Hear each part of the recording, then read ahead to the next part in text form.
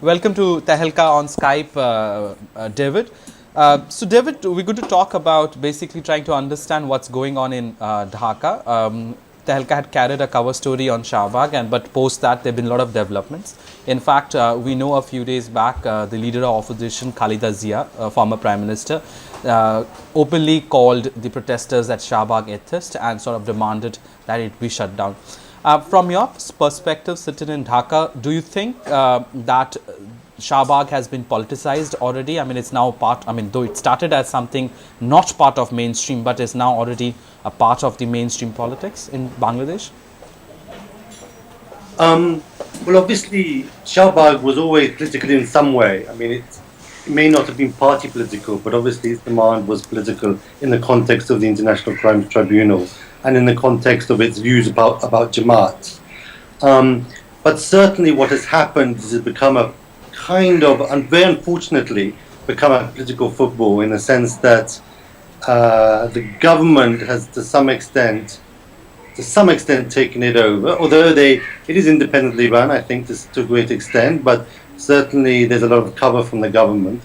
And the government is certainly ideologically kind of supporting it, whilst at the same time now the BNP has turned, or the opposition has turned Shahbag from being primarily a protest relating to the International Crimes Tribunal and Jamaat into a discussion about religion and atheism, which of course is very unfortunate and also very dishonest, I would say.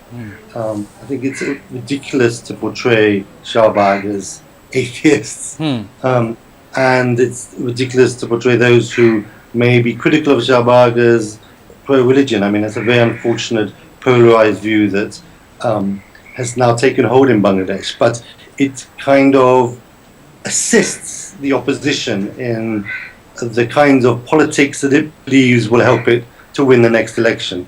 I mean, when Shahbag happened, they were very much on the back foot. They didn't know how to respond. They have an alliance with the Jamaat.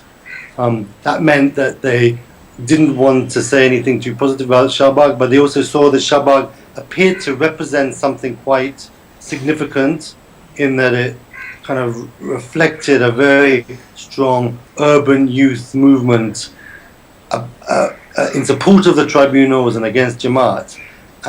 So they both wanted to be part of that, but they couldn't be because of their support for the Jamaat. And in the end of the day, they played it so badly that they had to take hold of their support for the Jamaat in order to find a way through to having a possibility that they could win the next elections. But tell me, David, I mean, a lot has been spoken about and written about the role of Jamaat, and to an extent BNP has been criticized. But one of the parties that sort of escapes the entire scrutiny perhaps is the ruling Awami League. I mean, one of the criticisms primarily has been that it's only been targeting Jamaat, whereas the fact lies Jamaat and perhaps BNP want two leaders when it comes to war crime tribunal. But the fact is that there are also some alleged war criminals within Awami League itself, and there is also the criticism that Awami League has turned this entire thing into some sort of a campaign in which its own follies,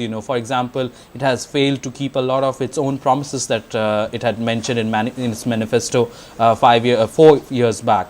So do you think that Awami League has very shrewdly and smartly used the Shahbag movement to its own benefit? It certainly has done that. I mean, coming to some of the points that you made as a prelude to that question, I mean, certainly, I think that the Jamaat has always wanted to try to portray the tribunal as a politicized form of justice.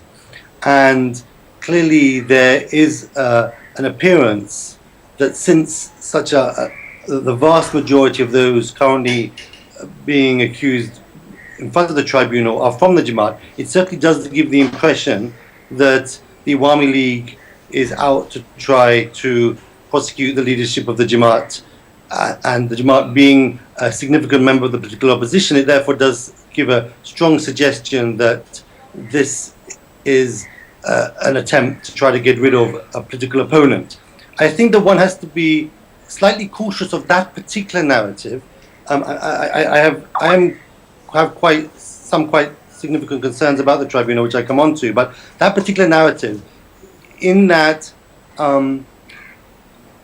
it was appropriate if you're thinking about prosecuting those who committed war crimes or were alleged to have aided and abetted the Pakistan military in committing these crimes, to focus on those parties that collaborated with them. And the Jamaat was a significant member of that alliance in 1971.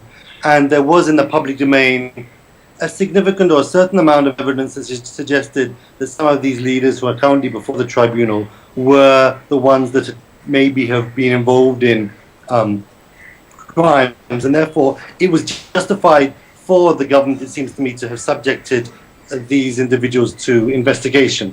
So the fact that it is Jamaatis in front of this tribunal isn't what concerns me the most. What I think is more concerning is about the manner in which the tribunal has gone about its process. And I think that is very unfortunate, and it has become politicized.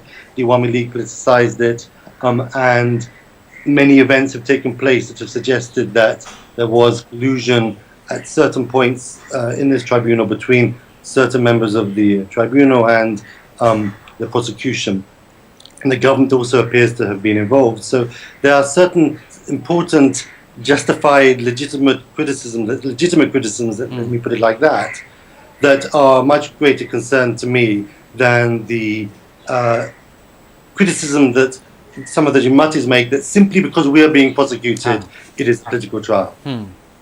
But speaking about the politics of it, it's true that Awami League has you spoke about the whole trial business, but post that even Shahbag. So it's always been, like the classic Bushism, if I may use that word. Either you're with us or you're against us. And I've been trying to get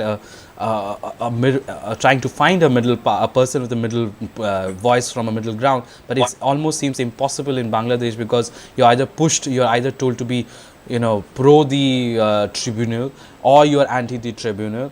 And even if you are pro the tribunal, you could not criticize the tribunal the way the whole narrative has been framed, isn't it? I completely agree with you. I mean, that's one of the most unfortunate things that's happening in Bangladesh. I mean, it has been around for a long time, ever since the tribunal started, but it's really reached quite a level whereby if you say anything against the tribunal, any criticism of the tribunal, you are immediately labeled a Jamaati or a Razaka, which means effectively a collaborator with the Pakistan military in 71.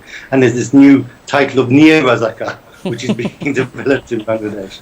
I mean, the really unfortunate thing is that what has not been able to be appreciated is that you can be full scale in support of the principle of accountability, for the need for a tribunal, for need for those individuals who committed or alleged to have committed war crimes in 71 to be held to account. You can be very much in favor of that principle, but at the same time, when that demand for accountability has been satisfied by the establishment of the tribunals, which is what happened in 2010, you can then take a step back and then assess whether or not those tribunals are free, independent, fair, and appropriate, meet the rhetoric of the government in terms of what they said about the tribunals. And I personally been trying. I'm a journalist who has worked intermittently on issues relating to 71, and many years ago made a film about alleged war criminals who, in 1971, were alleged to have committed war crimes and were, when the film was made, living in the UK. And subsequent to that, was very much in support of the need to hold some kind of accountability mechanisms, particularly in the context of the fact that, quite extraordinarily, in the Jamaat, which was a pretty insignificant party in 1971, has grown to be quite an important party in the context of Bangladesh politics, with a number of leaders finding themselves as ministers, 4 or 5 years ago, when the BNP was the main party in government. So I certainly have been in favor of that accountability mechanism, but I think it's also perfectly legitimate to be able to assess that tribunal in terms of international standards, national standards, and just general fair play. And it's the inability for people like myself to be able to do that without being immediately assumed to be paid by the Jamaat, receiving money from them, supporting them, which is very unfortunate because, of course, none of those are true at all in relation to me, and in relationship to many others who would like to be able to support the idea of accountability, but have concerns about the particular process of accountability that is taking place here. Yeah, David, I wanted to speak to you about the way Jamaat reacted to the entire the sentencing. Now we have, I think, 3 sentencing already done. I was there on 22nd, just after the Mother Language Day, when there was almost widespread violence across the country immediately after the Friday prayers. And then subsequently, we have been in India, especially, we've been hearing about the attacks on Hindu families, and we also saw Khalid Azia visiting one of the families. I think it was yesterday or day before yesterday, and there were some photographs. What about? I mean, economists actually called Jamaat. It seems to be behaving more like an insurgent group rather than a political party. Why do you think Jamaat is reacting in such a way? Many people say it is intense India to get involved so that it can again turn the table and have a different narrative on the whole issue. What do you make of Jamaat's reactions? Well, I think the Jamaat, is in a desperate position. I mean, in the last few years since the Awami League have been in power, they've been pushed as a political party right to the edges in the sense of being unable to operate politically, with offices being closed and leaders being arrested or harassed or detained, etc. And then, of course, so they were in that situation anyway. And then with these trials, there's always going to be an issue about how the Jamaat would respond to the verdicts. And clearly their response to the verdicts is very suggestive of a game plan or a strategy which recognizes that anything is better than the Awami League in power, and they need some form of different dispensation to take place in order for them to survive intact as a political party right now. Even if their leadership, their current leadership, are all executed, the ones who are before the tribunal, they will exist as a political party, no doubt. And even if the government is successful in banning the Jamaat as a political party, which seems to be one of their particular political objectives right now, at least some of the Awami League, maybe not everyone in the Awami League, the Jamaat will continue to exist as a political party, no doubt. But still, they are under tremendous threat, and I think that they recognize that something quite desperate has to take place. I think that they would want anything that could destabilize the situation. I don't know whether they're seeking Indian intervention per se, but clearly Indian intervention would assist their particular discourse about politics in Bangladesh, the idea of overweening influence of Jamaat. And the BNP now is talking more and more about the idea of Jamaat, of Shahbag, being a kind of Indian-inspired movement, which of course is ridiculous, but there you go. I think the Jamaat and also to some extent dovetailing with the BNP's strategy is just trying to do everything to get rid of the current government. Clearly, I also would raise criticisms about the trial courts imposing death sentences in relationship to those currently given death, Saidi, those currently convicted, on the basis that the evidence is as overwhelming as one would hope for in a death penalty situation, and also significant problems of due process with the tribunals themselves. So, whilst the reason to protest against the judgments made there, the way the Jamaat has done it is obviously completely illegitimate. Although I think that what also has to be said is that the media has played a role in perhaps over-stressing the responsibility and culpability of the Jamaat for certain events that have taken place. It's very difficult now to read the papers, assuming that you're getting an independent stance on what's going on, the papers have become very polarized. So that is a problem about really understanding what is going on.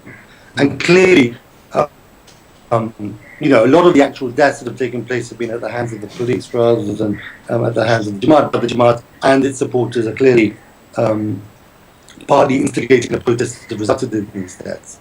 So yes, I mean, just to your question, it seems to me that the Jamaat, in order to survive right now, needs something to change within Bangladesh. Whether it's the army intervention, I think it's more like an Indian intervention, I think, perhaps. But certainly, yes, I agree with you. Yeah, I wanted to ask you about the role of media. You mentioned that in the last answer. Do you think that the role of media, is it media directly under the influence of the ruling party, or is it more of the polarized atmosphere that has been created in Bangladesh? It's a victim of that. Okay, I mean, there is some media which is owned by individuals who have a particular, who support the Awami League, and so they're seen as pro-Awami League newspapers. But I think what is more significant is that those papers that are perceived to be more on the centre ground of politics in Bangladesh, there's the English language Daily Star, and the Bangla Daily Potamalo. They took a very pro-Shahbag point of view. And that comes out of their views about 1971 and the need for accountability and seeing the Jamaat as an enemy for what they did in 71, and also for their general views about Islam and politics in Bangladesh right now. So for various reasons, they see Jamaat as a political enemy. And so they supported Shahbag in very, very strongly. And I think there were many elements that one could understand why they would want to support Shahbag quite strongly. But I think what has happened is that has meant that some of their journalism has not been as up to scratch as it would normally be, and jumping to conclusions about who is responsible for violence, and failing to recognize any problems with the tribunal, just accepting that the demand for death penalty is a totally legitimate one without looking behind it and assessing whether or not that's really something to support in a fulsome way. My last question to you, David, do you see the current violence that's ongoing in Bangladesh, do you see that sort of connecting with the usual pre-poll violence that we see in Bangladesh every 5 years? Well, it's certainly the case that prior to elections, the opposition party desperately tries to create a situation of disarray, hoping to, depending upon what their particular political demand is at the time. I mean, in 2006, it was all about who was going to be the caretaker advisor.